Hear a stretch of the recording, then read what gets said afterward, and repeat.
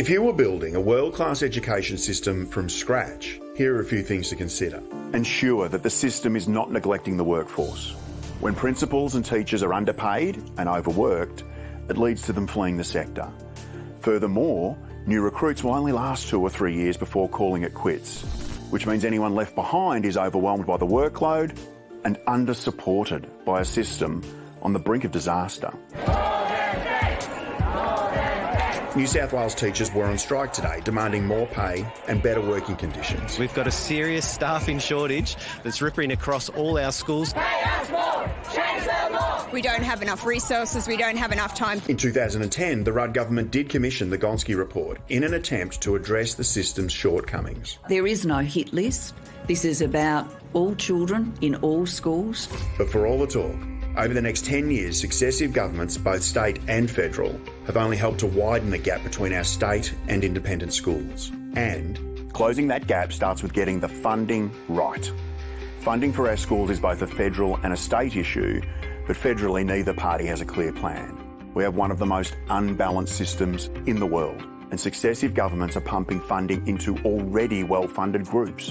Breaking that down, federal funding for private schools has increased at 5 times the rate of the funding to government schools. So, are there any policies currently on the table that get us slightly closer than we currently are to that promised land? Well, not really. The Labor Party talks about a pathway to a full and fair level of funding, but its position is to not even review the funding model until 2023. For its part, the government says it will be increasing per-student funding by 65% over the next decade, but won't commit to funding those students by need, as Gonski tells us we should.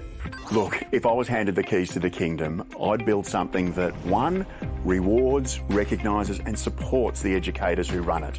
I'd make teaching an aspirational career again. I'd make them feel important and valued. And secondly, I'd use education to give every Aussie kid a fair go. There are plenty of other countries that have already worked this out. Their private school systems are smaller and they don't receive taxpayer money.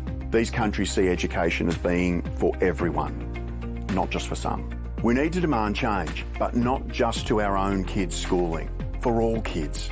We need to start seeing our education system as not just another consumer product, but rather as a key building block for a healthy society, one that benefits all of us.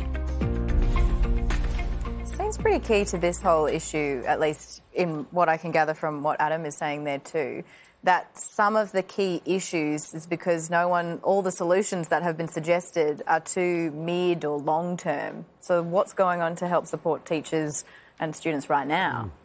It's just good to see education getting a mention in this campaign. I mean, up until now, a bit of a conversation around tape numbers, some shots at the Education Minister in exile, but not much else. And climate change. I doubt climate change would have been discussed if Matt Canavan hadn't said that the zero target is dead in the water. It's discussed in certain seats, but not as a national. Yeah, there are some very big issues that are yet to get a run, but still 17 days to go. Is education not being discussed, though, because it's been too bruising? So since the Gonski review, like the minute that happened, there was a kind of a fuse lit under it politically, and it just became really, really difficult for anyone to push through any reform of anything remotely like what Adam's talking about. And so you're just hands off, right?